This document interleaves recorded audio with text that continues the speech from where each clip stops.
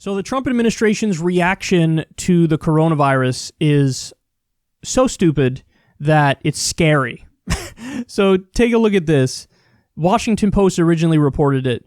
Trump administration officials are holding preliminary conversations about economic responses to the coronavirus as the stock market fell sharply again on Friday and amid international fears about the outbreak, according to 5 people with knowledge of the planning.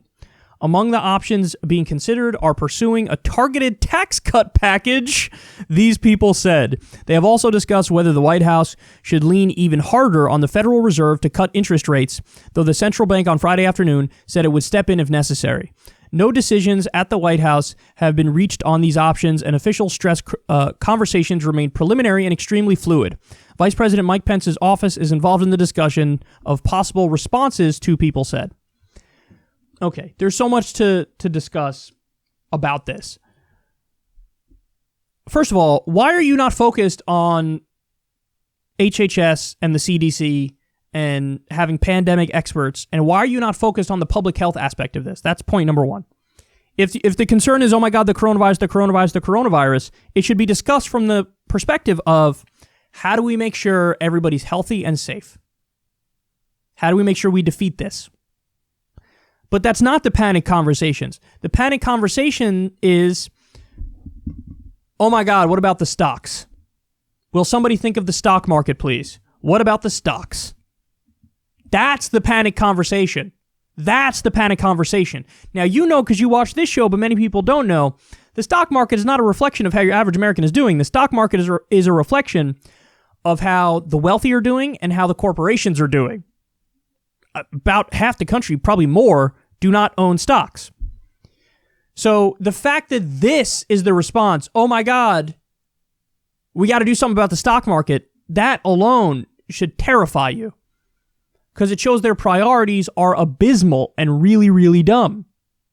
But furthermore, even if you say, okay, let's focus on the economic aspect for a second. What was the answer? They say, we got to do tax cuts. Is there anything in the world that their response is not, let's do tax cuts?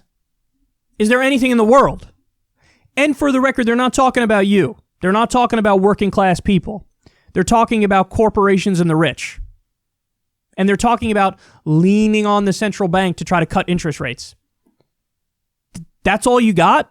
That's your response? And Trump's out there today talking about, potential quantitative easing, which is subsidies, bailouts, going to the financial institutions yet again. This is what you got. This is your reaction. Oh my God, a crisis. Let's cut some billionaires' taxes a little bit more. You guys down? This is like Naomi Klein, the shock doctrine. It's like take a crisis and use it to do your pre-existing agenda. And the pre-existing agenda is serve the rich and the powerful. But I think, and this is another important point, I think it's because they also were dumb enough to believe that might help. Like, that's the point I'm at with Trump and Pence, is not only are they doing it to carry out the agenda that they were going to do anyway, but they're also doing it because they think it might actually change stuff and help. In reality, you're not doing anything. Guys, it is possible that the coronavirus was the pin that popped the economic bubble that we're in. It's possible. Now, it's also possible it's not, and it's still going to be a little while before we have the big crash, but it's possible we're at the beginning of the big crash.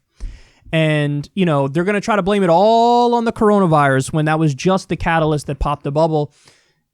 In real life, the fundamentals of the economy are totally broken. There are no fundamentals there. Wages are still stagnant, despite what Trump says, where he tries to pretend like everybody's doing so great, everything's going so wonderful. No. Wages are still stagnant. Corporate profits are through the roof. Stock buybacks make it look like the economy's doing much better than it is. The stock market's doing much better than it is. You guys know we're loaded up to our eyeballs with student loan debt, with medical debt, credit card debt.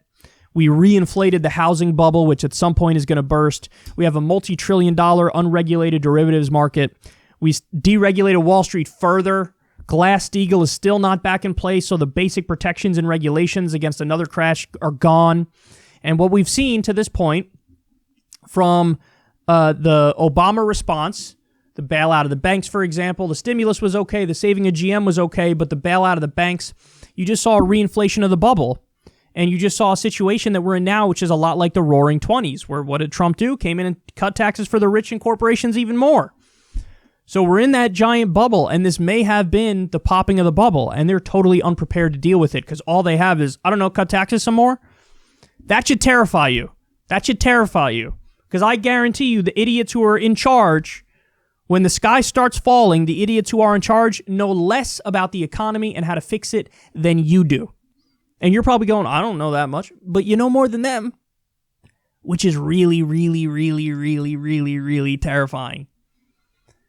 Wonderful. We have a president, we have an administration that cut funding for the CDC and HHS, fired a bunch of pandemic experts, have no idea how to address this from a public health perspective. And then also their emergency response is geared towards the economy, and they're like, more tax cuts. That'll fix everything. No, it won't. No, it won't.